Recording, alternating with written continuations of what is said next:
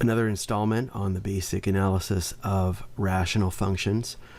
For these graphic examples, the instructions are asking us to find intercepts, asymptotes, and domain and range. And so this is another example here. You'll notice, well, it differs from what we looked at previously. So in the prior video, we looked at two different examples, and they had slight variations in domain and range, which is something to notice.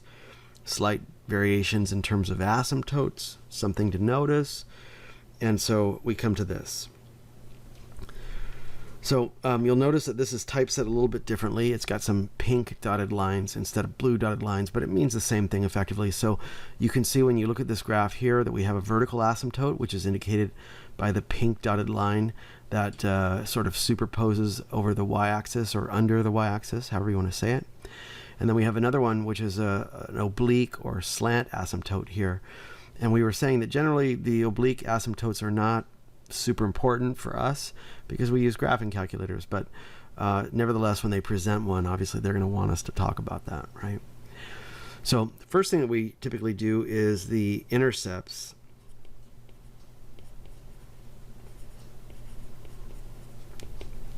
And as you can see plainly from the graph, this function does not have any intercepts. It doesn't make contact with either axis at any point. As far as asymptotes are concerned,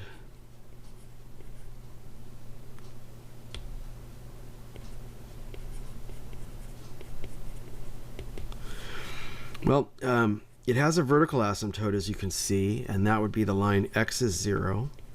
That's the y-axis. And it has no horizontal asymptote,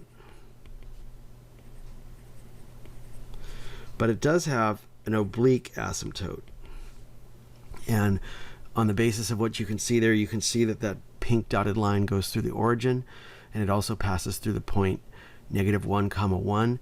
So clearly that is a linear, it's a linear function, or it's a line, and it has a slope of -1 and a y-intercept of 0. So in terms of giving it, you have to give it as an equation, and so it would be y is minus x. And that is the oblique asymptote. And then the next thing that we would ask would be the domain and the range.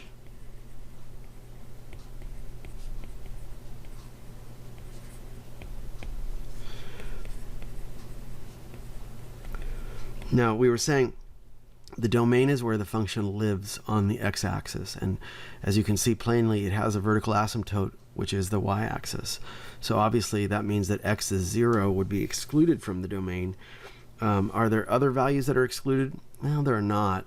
I realize that this is sort of a minimalist type of graph, and so it may be hard, for someone who is just getting started to read, but what they're indicating with those asymptotes is that the function is going to approach the y-axis on either side as closely as you may wish to have it approach.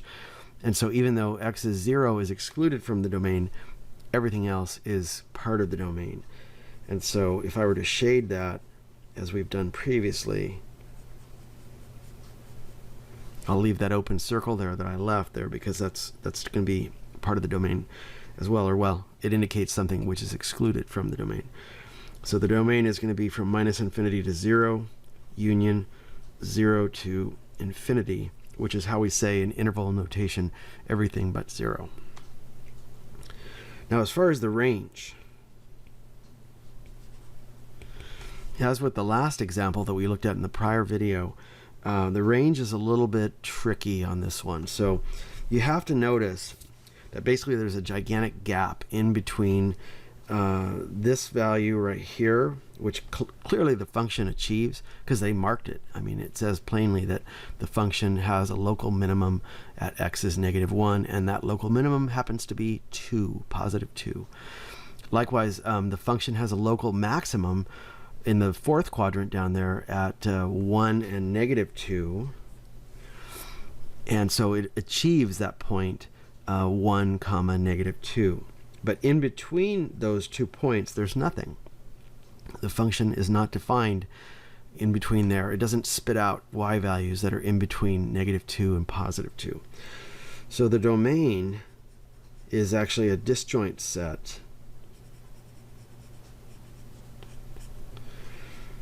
And in interval notation, it would be the interval from -infinity up to -2 with a square bracket because it achieves that value. And then from +2 to +infinity. Let's look at another example. Hopefully, having seen a couple of these now, you can match us on this one, and so I would invite you to try. You can pause the video and give this one a shot. Again, what we're asking is, what are the intercepts, what are the asymptotes, and what is the domain and the range of this particular rational function? Obviously, I'm not going to leave a lengthy pause in the middle of my recording, so I'm going to get started, but here's your chance to pause if you want to take a shot at it yourself on your own paper. Okay, as far as the intercepts are concerned, I can see, like the first example we did on the prior video, that we have an intercept at the origin. And so if we're keeping track here,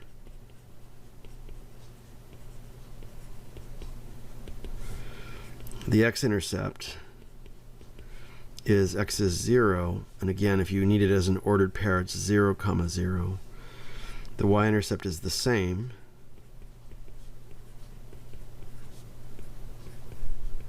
So hopefully you'll be able to enter that correctly into your learning management system, whatever is required there. As far as the asymptotes,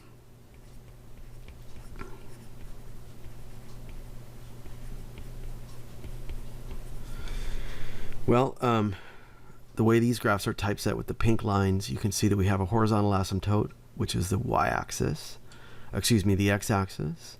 And then judging by the hash marks, it looks like they're using one hash mark to represent one unit on both axes here. So it looks to me like we have vertical asymptotes at positive and -1.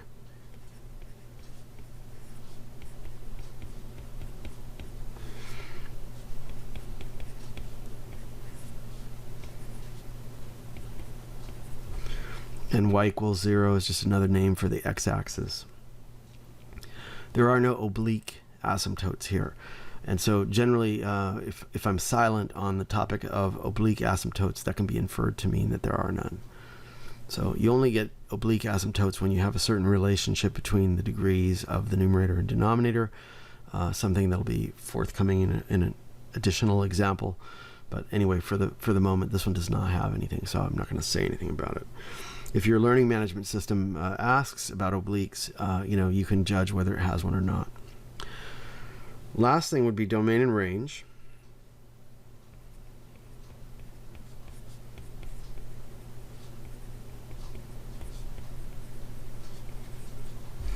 Now, as far as the domain is concerned,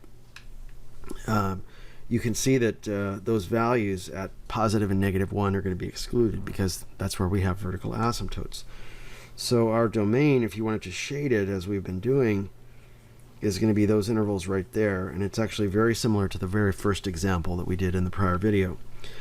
So for the domain, it's the interval from -infinity to -1 with a round parenthesis because we're excluding -1 from the domain. Union -1 to 1. Union 1 to infinity. So the domain consists of 3 disjoint pieces. Now the range is again very similar to what we saw with the first example. And you can see that this function lives everywhere on the y-axis. We do have a horizontal asymptote at y is 0, but the function crosses it, as you can see, and that happens sometimes. And so this is a very easy one to answer. The range on, it's everything. And if you're asking me again, where is that shaded? It's shaded here.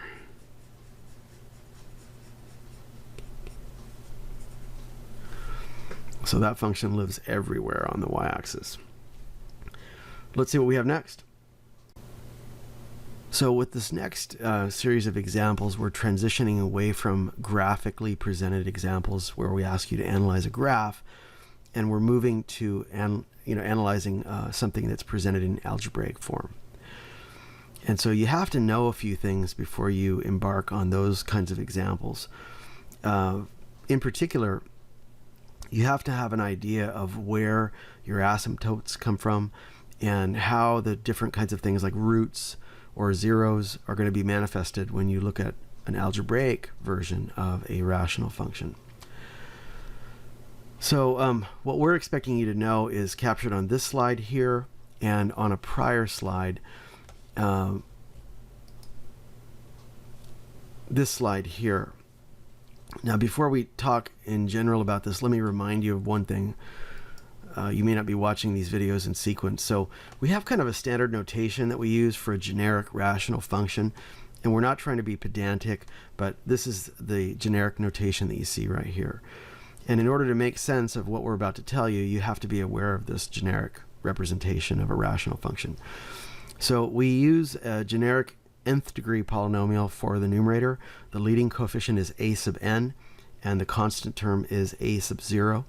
We use a generic m degree polynomial or mth degree polynomial for the denominator.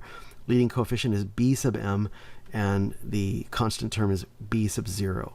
And the reason we use different letters to represent the coefficients is because obviously those polynomials are going to be different. And so if we use the same letters, we would be sort of misrepresenting what you're going to typically see in a rational function. So let's chat real briefly here again.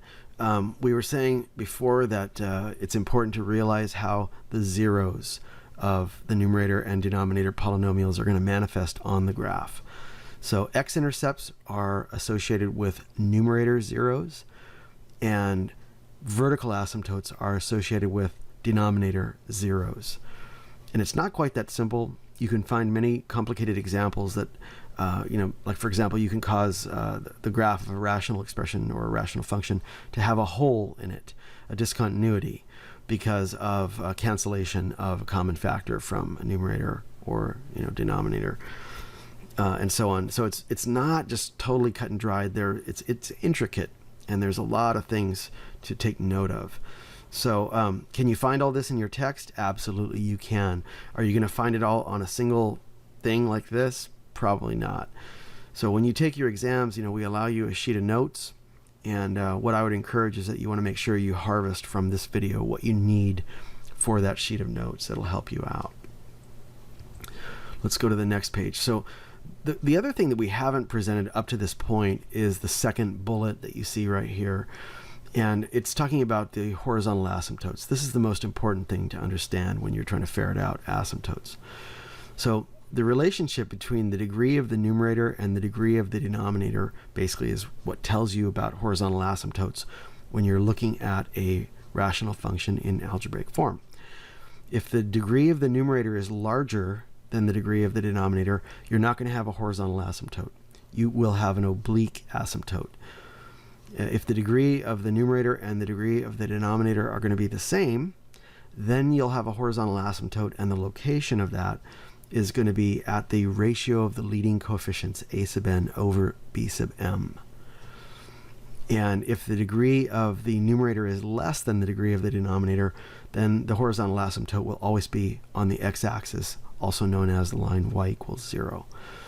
So that is something which is in your text and would probably be wise to have on your sheet of notes as well. That'll help you out. Let's look at a couple of quick examples before we go to the intricate ones. You may recall we presented a slide in the last video here, this particular slide. And at the time you saw that, it may not have struck you that those examples are not just randomly chosen. They actually exhibit what we're talking about. So look at both f of x and h of x. What do they have in common besides the fact that they both appear on this slide right here? Well, you'll notice that for both f of x and h of x, the degree of the numerator is less than the degree of the denominator. So in the case of f, the numerator is a first degree polynomial, the denominator is a second degree polynomial. In the case of h, the numerator is a second degree polynomial, but the denominator is a third degree polynomial. So what kind of asymptote behavior are those going to exhibit? Well, the vertical asymptote is a deeper discussion, but the horizontal asymptote for both of those, f of x and h of x, it's going to be the y-axis, or the x-axis, I'm sorry. Y equals 0, right? Now you look at g of x, and the degree of the numerator and denominator are the same there. So that one is going to have a horizontal asymptote, and it's going to be at the ratio of the leading coefficients, which both happen to be 1. And so the ratio of 1 over 1 is 1, and for g of x, you're going to have a horizontal asymptote at y equals 1. For I of x, you notice that the degree of the numerator is greater than the degree of the denominator. And so that function is not going to have a horizontal asymptote. It's going to have an oblique asymptote. And finding that, that's a discussion for a different time or a different example, different video. But anyway, it can be found. It's not that hard. It's in your text. Let's see what we have next. So now we come to the first of our algebraic examples. And you can see that the 3 questions we're being asked are exactly the same as the ones we were asked when we dealt with the graphic ones. But hopefully you'd also notice that there's some work that we need to do on this rational function p of x before we attempt to answer any of those questions. So the denominator in this case has not been factored. And you're going to find that it's really hard to answer these questions if you don't have everything completely factored. That would be the numerator and the denominator. Now the numerator in this case, there's no factoring to do per se, but the denominator needs to be factored. And I think I mentioned in a previous video, we really don't have time to do a review of factoring in these videos here. We kind of assume when people come into our course that they have the factoring stuff down, even if it's been a few years. So if you're wondering whether or not you should be doing some review of factoring, here's what I would suggest. Can you factor the denominator on this polynomial here right now? If you can, then I would say great. That probably means you don't need to review your factoring. You've probably pretty much got it down. But if you're not able to factor that denominator quickly and correctly, then I would say, well, you may want to do a little bit of review. YouTube is your friend. You can find many videos there that are going to help you with that, probably more than you ever care to watch. So anyway, the denominator on this one is a difference of cubes. Pretty well known factoring pattern from algebra. And if we factor completely, it's going to be as follows. It's going to be x minus 1 times x squared plus x plus 1. The quadratic that you see there in the denominator, x squared plus x plus 1, you know what? It turns out it does not have real zeros. You can check that yourself if you don't believe me, but it doesn't. And I think I mentioned before, when we do analysis of rational functions like this, we are typically not interested in complex zeros. We only care about the real zeros. So that is factored as much as we need to factor it. And as far as the numerator, like we said, there really isn't any factoring to do. So let's respond to the questions here. The first thing we're being asked is intercepts.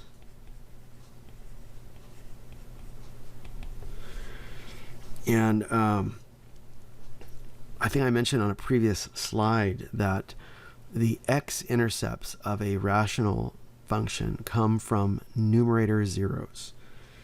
So if you're looking for x-intercepts, what you want to do is you want to set the numerator in its completely factored form equal to 0. And in this case, like we said, there's really no factoring to do. So if 4x squared is equal to 0, obviously that implies that x would be 0. And so that would be our x-intercept. If you're asked to cough that up as a ordered pair, you have to find the y-intercept as well. And so for the y-intercept, what you need here is p of 0. In other words, you need to evaluate that function at x is 0. And it should be pretty easy to see that p of 0 is going to be 0. You can verify that with your calculator if you want. But the bottom line is that y is 0 is the y-intercept. And so once you know that, then if necessary, you can give those in ordered pair format. And so this one has both x and y-intercept at the origin.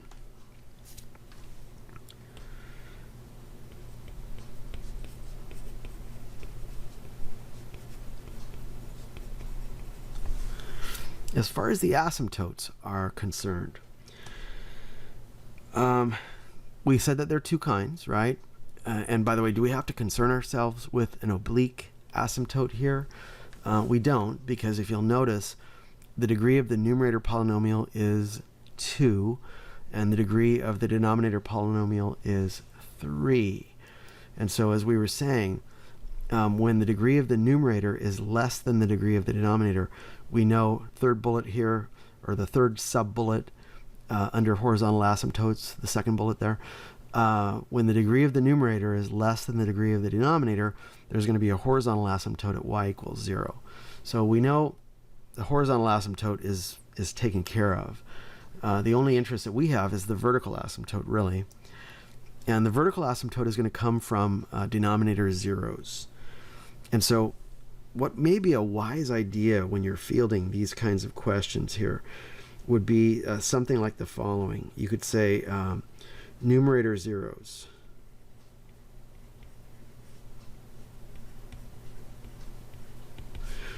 Now in this case, there's only the one, that's x is 0. And denominator zeros.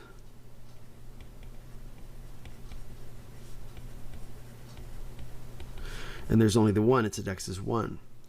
Now why would you want to list both if you don't need to concern yourself about zeros from the numerator for asymptotes? Well, actually you do sometimes. Sometimes you're going to have a common factor and it's going to cancel. And so that's not going to have an asymptote associated with it, but it will have a discontinuity. So to stay on the safe side, it's always good to have both zeros sources in view, both from the numerator and the denominator, even though it's true that the vertical asymptotes come only from denominator zeros. So in prior examples, we listed vertical asymptotes first, so we'll do that here. And it only has the 1.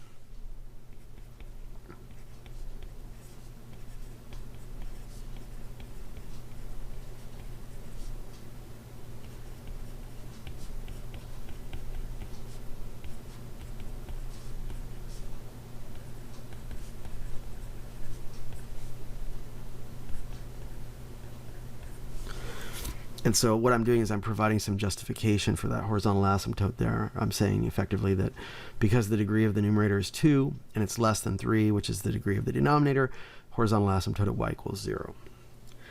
Now the final question that they're asking us here is the domain and the range.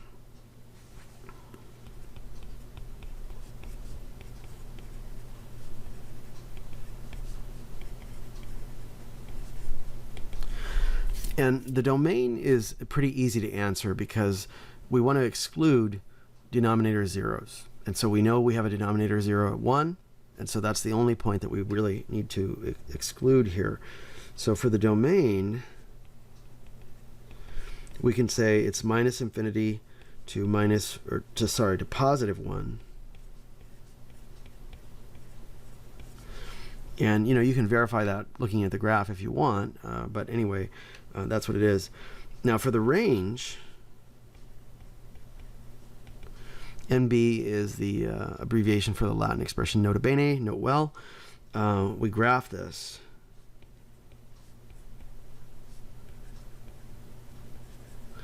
Because to be direct, it's very hard to read the range from an algebraic version of a rational expression.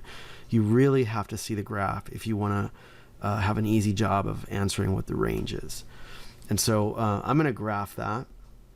Let me switch here.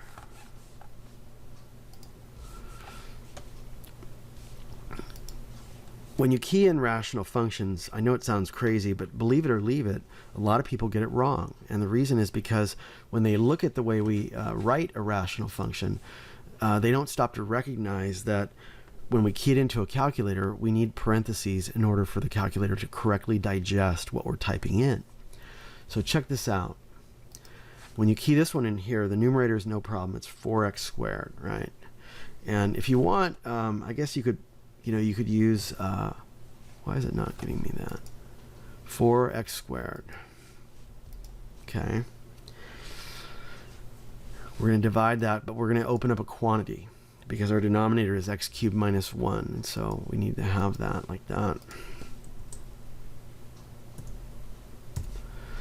And so if you put it in without the parentheses, whoops, My number keypad is not functioning right now. I gotta fix that.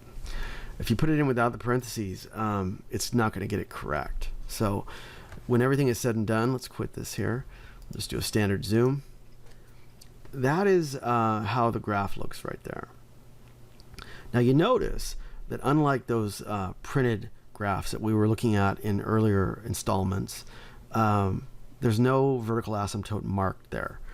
But there is a vertical asymptote, and you can see that because if you try to evaluate this function at x is 1, you can see that the y value is empty. There's no value given. And that's the calculator's way of telling you that the function is not defined there. But I can look at this here and I can see the graph, and this is going to help me to decide what the range is. Now, we mentioned that this function has a horizontal asymptote on the x-axis, y equals 0. Okay, and as you can see, the function achieves the point 0, 0, right? Because when you put in 0, it spits out 0.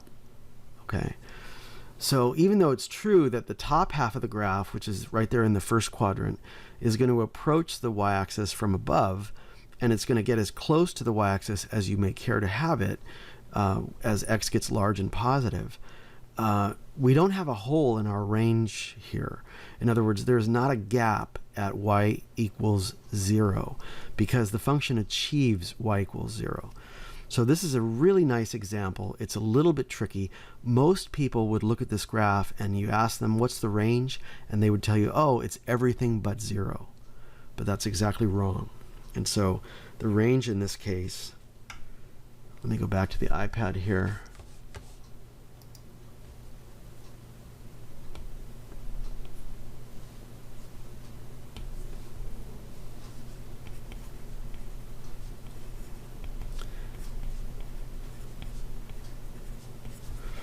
It's actually everything because that function lives everywhere on the y-axis.